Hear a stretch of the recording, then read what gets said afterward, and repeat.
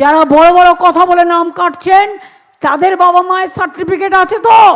আমি তো আমার মা কবে জন্মেছে তাই জানি না, বাবা কবে জন্মেছে তাই জানি না, মৃত্যুদিনটা জানি।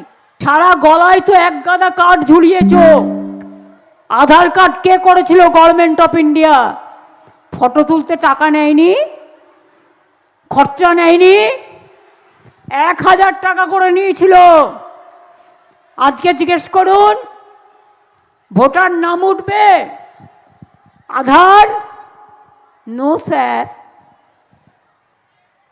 সার্টিফিকেট প্রমাণ হবে, নো স্যার। ঠিকানা প্রমাণ হবে, নো স্যার।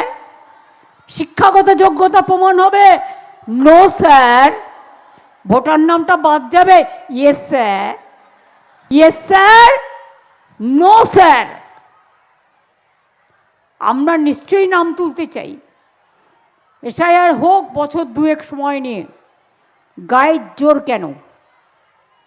গায়ের জোরে 2 মাসের মধ্যে 81 জন, প্রায় 70 জনের মতো মারা গেছে।